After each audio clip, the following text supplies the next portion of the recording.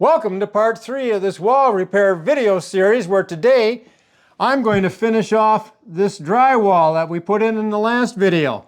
It needs to be taped and mudded, and I'm going to cover the 4 things that I do when I finish drywall, 4 common things. The first one is the easy one, where we fill the manufactured seam where it's indented and allow space for the tape and the mud to go in and make a nice smooth seam. And I'm going to cover how to do butt joints and show you how I do that. So when I put 2 pieces that don't have this indent together, the 2 end pieces, how I do that so it's smooth and you don't see the seam when it's done. I'm going to show you how I cover the fastener holes, in this case drywall screws, or sometimes if I've had to back a screw out for whatever reason, or I've got a defect in the drywall, how I handle that so once it's mudded you don't see it. I'm also going to cover how I handle where the drywall on the wall meets the ceiling and do that seam so once it's mudded you can't see that one either and it's nice and smooth. Drywall work is a lot easier than you may think, and it's something that if you want to do it yourself, it's a good, easy do-it-yourself job to get started on with home repairs. I've had to do some pretty fancy and interesting taping jobs while I remodeled this house in the past. So the job we're doing on this wall here today is pretty easy in comparison. Come on along and let's go through these steps and let's see what it takes to make this wall look like this wall, with the joints taped, the screws covered, the defects repaired, ready for a fill and finish coat on everything in preparation for painting. Let's get started.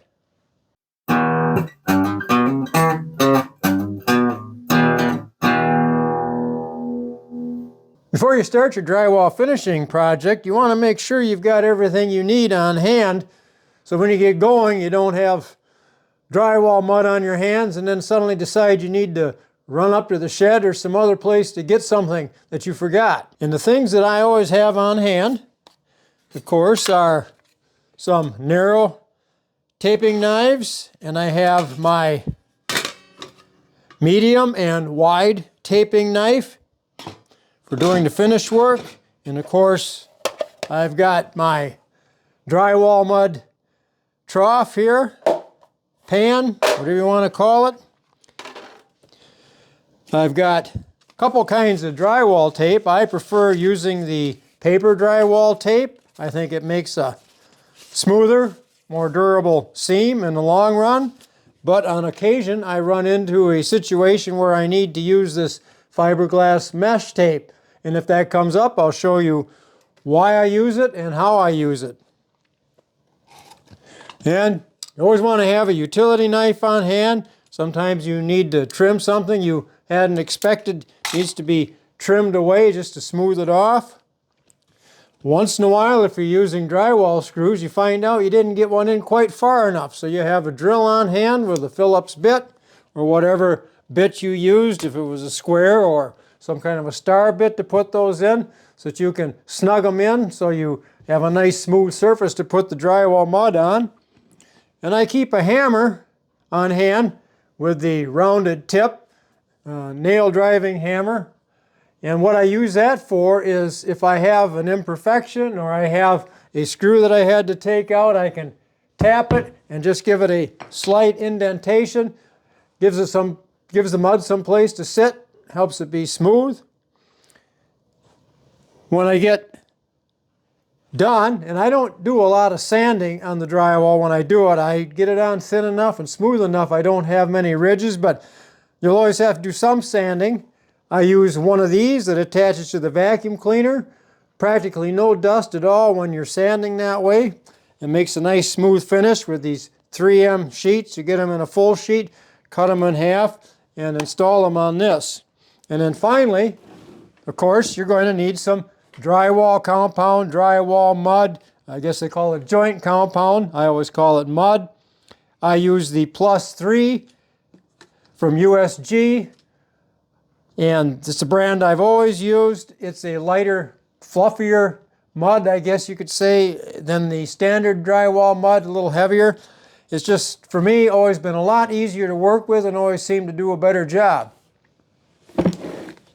So with those things on hand, we are ready to start taping some drywall.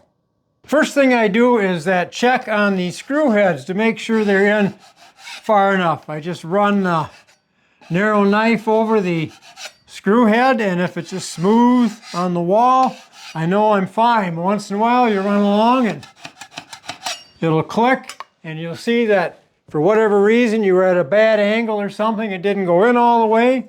So have your drill ready and just give it a little snug, not too much because you don't want to drive it through.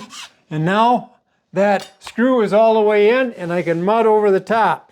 So I'm going to go around and check each and every one, and then I won't run into these when I start mudding, because that's a real mess. If you're going along and you're trying to cover these nail holes and you find out one's out too far, now you've got mud on there and you get your drill all full of mud and it just doesn't work out very well. I mentioned also at the beginning that you can have holes sometimes. For whatever reason, you had a screw in and you backed it out. I think in this case I decided to reposition the drywall and I took these out and I didn't want to put the screw back in the same spot. I mentioned you can use a hammer to dimple those in. If they're not too bad, I just take the end of my mudding knife and tap around it, and that's usually just enough of an indent without damaging the drywall that you can mud over the top and then fill that just like you're doing a nail head. So I'll go around and catch anything like that too that I need to tap in and get ready for mud. Another step I take before I start mudding is get these butt joints prepared for tape. I like to have a little bit of a recess about the width of the tape to set the tape in so it's nice and flat before I start putting finish coats on.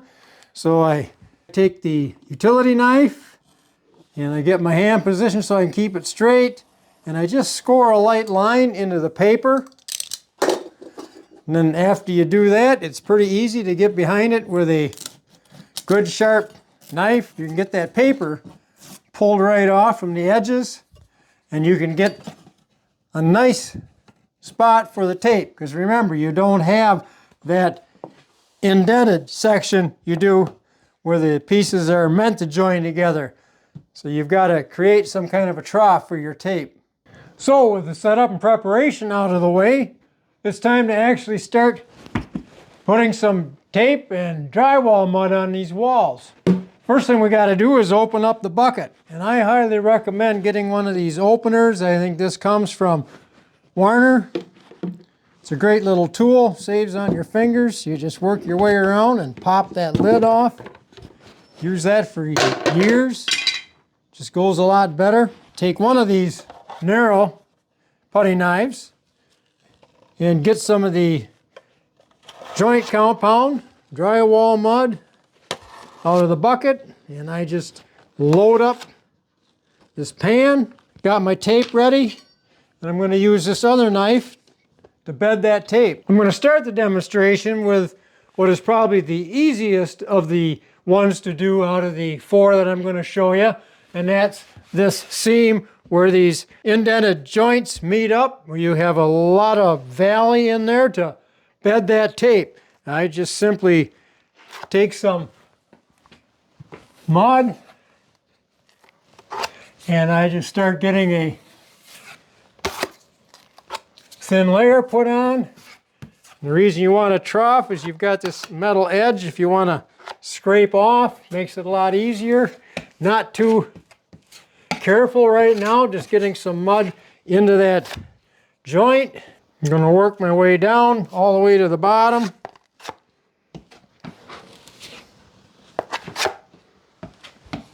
Clean that off. Now I've left quite a mess here. So what I'll do once I've got it on there is just take some of the excess off and get it smooth. And remember, we don't want any more on here than is necessary to get that paper tape bedded. Now your paper tape has a little bit of a seam in it, so you want to bend it to get that seam on the joint there, the opening on the joint. Just work my way up, make sure that I'm in line. Sometimes I just strike a little line there, mark the joint with a knife to make sure that I haven't drifted, and just guide this on down, make another mark. Sometimes you lose your perception, you end up and you're a little bit off with the center of that line. Keep it in line. Once you get to the bottom, you need to cut that tape off. The easiest thing to do is just roll it out a little ways, put your knife there and tear it off. Makes a nice clean cut. To make sure this is properly bedded now and set into the mud so that it will stay on, I take the taping knife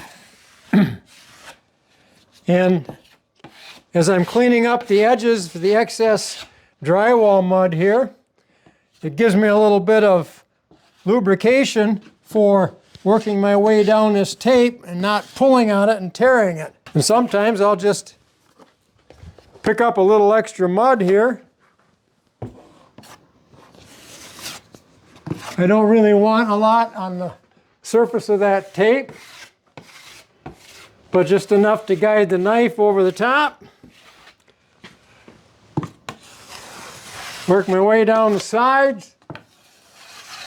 Make sure that that is bedded properly in the mud without pushing a lot of the mud out, because remember, that's what's holding it to the drywall underneath. You want to make sure you don't have any humps or bumps, bubbles underneath that paper tape. You always want to go one direction, because if you go the other direction, you can pull that tape up and put a ripple in it. And on the sides to remove any excess, so I don't have to sand anything. I can just put a fill coat on the top of that. And we have the tape bedded on that joint. The next job I'm going to do is get some mud on these screw heads. And that goes pretty fast. All we're trying to do on the first pass is just get some drywall mud to fill that depression where that screw head is. And it's not going to be perfect on the first pass, and it's going to shrink back, but it's your initial fill. Thin coats so that they dry quickly and that they're easy to finish. Here I've got another screw head with a hole right beneath it. You can see it likes to push back on that hole at first. So we get that filled really well, and then scrape off the excess mud, and you can see where the drywall mud is fit into that little dimple mark I did on there. I'll finish filling the screw holes on this wall and the other wall, and then we will move on to taping those butt joints. Right here where I put that triangular patch in, I just need some way to join those two pieces together. So I'm using the fiberglass mesh tape for that. I don't need to build up for a joint here. I need it very thin. It's very strong for that sort of application. So I just put just a slight coat of mud on there, set that tape in place, and now I'm just going to lightly cover that with a little joint compound.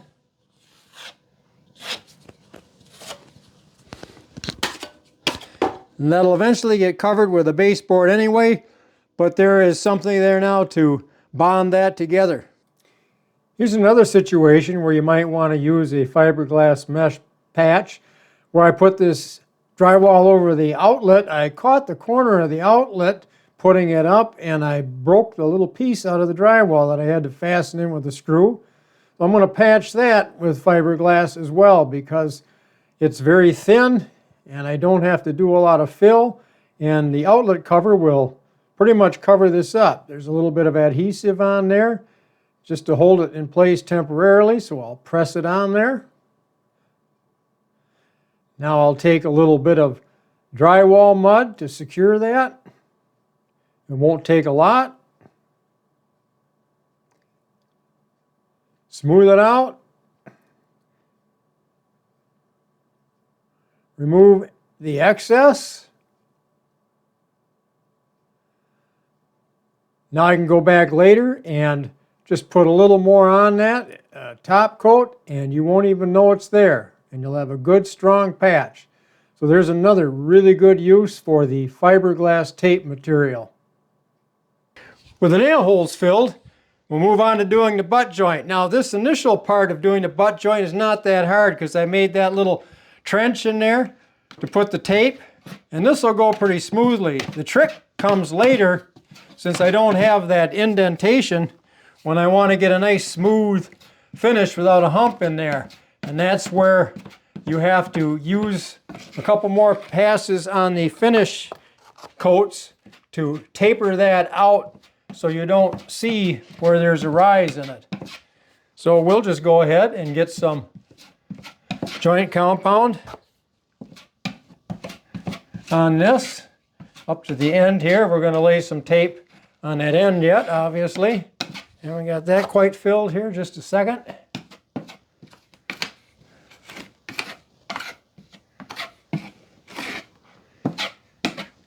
Make sure I have enough mud to hold that in place, but not too much.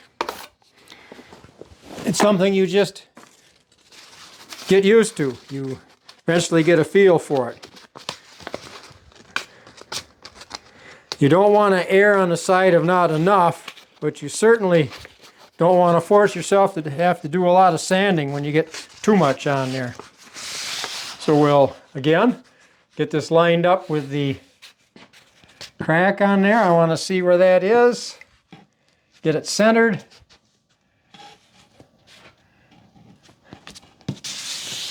Tape set in.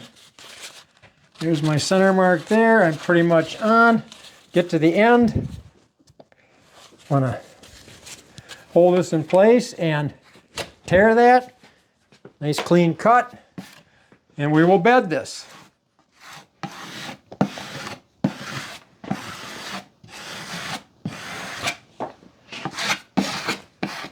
Oh, I mentioned before not going both directions, but I am going the other direction on this end to make sure it's seated. I can't pull it this way.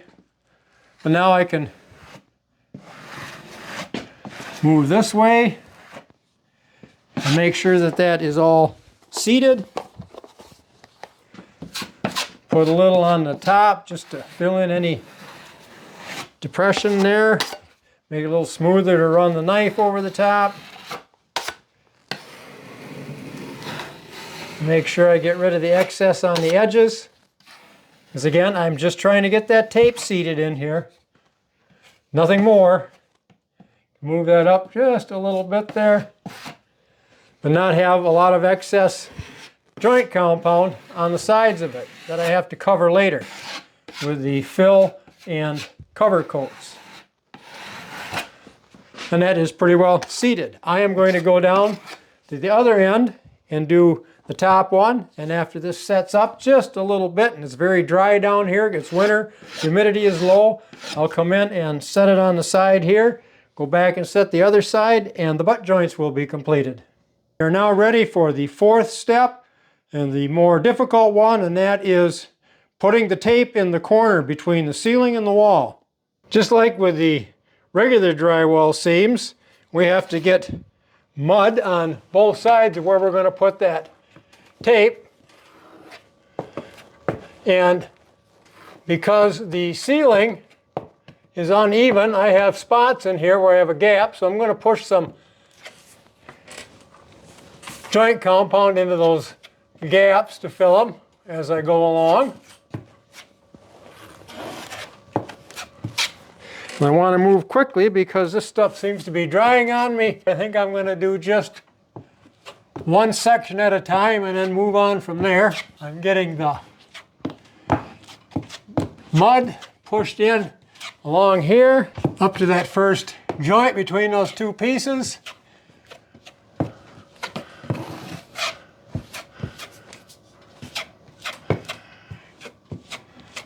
As far as the width of the mud on the wall, I have to remember that I'm only using half a piece of tape because it'll be bent on the wall section and the other half at the crease on the ceiling. So I don't need as wide of a track of mud.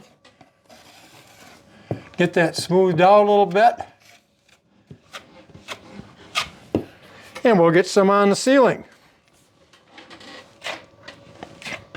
And I don't have to fill there because the wall butts up against a piece of ceiling drywall. Ceiling drywall always goes in first, and then the drywall on the wall helps to hold that up into place mechanically, so you don't get a sag along the wall. And the reason I have irregularities in the ceiling here is because this is a prefab home, and when it was set in place, these floor sections sometimes weren't quite even. I've had to deal with that on every project I've done here when I did the initial remodeling. Now that's what makes it interesting, and that's what makes it fun.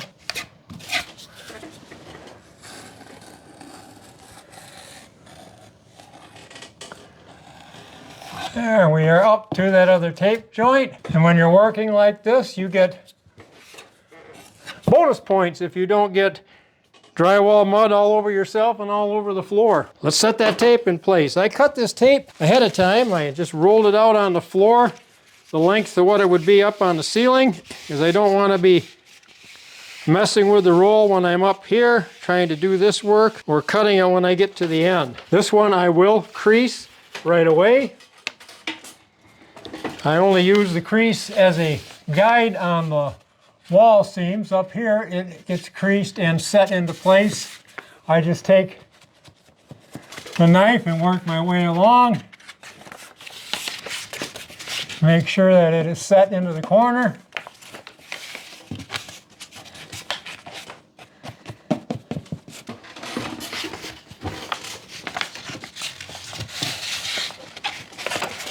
A rough start on it, and then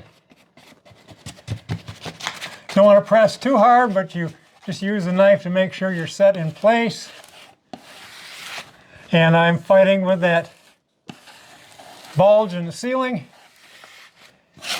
where it lifts up. Go down the other end, and we will start bedding that tape.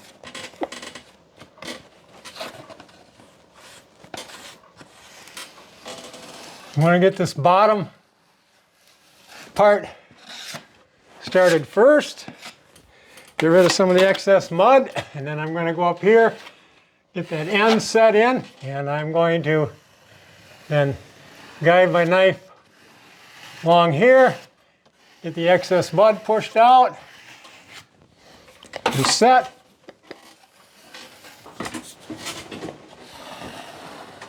Where I removed that sand texture, you can see now how that helps, because if I had sand texture here, you'd hear it scraping along that sand.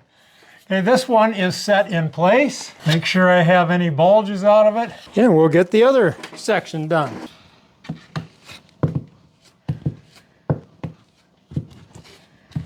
I have a corner knife that's meant for this sort of thing. And I found it to be more trouble than it's worth. I can do it faster with just a flat knife like this than goofing around with that corner knife, and it never seems to set anything in the right place anyway. Might just be me. Maybe in somebody else's hands it would work better, but I don't use it. Some of you that are familiar with doing drywall work may have noticed that and commented to yourself that I could be using a corner knife here. I just don't like it. And I've done a lot of drywall.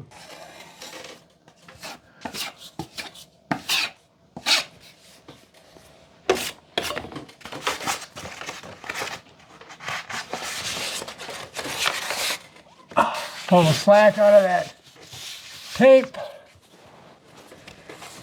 Get it started good here.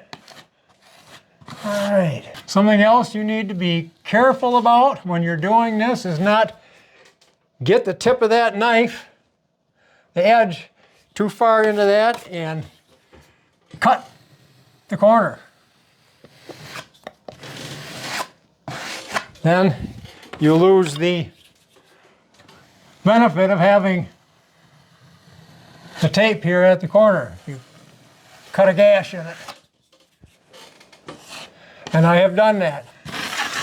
The corner tape is set. We will let all of this set up really well. We'll come back with a wider knife, knock down any rough edges or ridges. We won't be sanding it, and then we will do the fill coat on all of this. Well, that completes this video on doing the initial taping and the filling of the screw heads and doing some minor repairs on the drywall. Next video, we're going to do the fill and finish coats to show you how to get this ready for priming and painting. If you enjoyed today's video and learned something from it, please click like and consider subscribing to our channel. And certainly welcome any comments you have about things you'd like to see me work on, things you'd like to see us do, or things you'd like to see done a little bit differently. We appreciate that. I appreciate reading them. Thank you for watching today's video. Enjoy your projects and take care.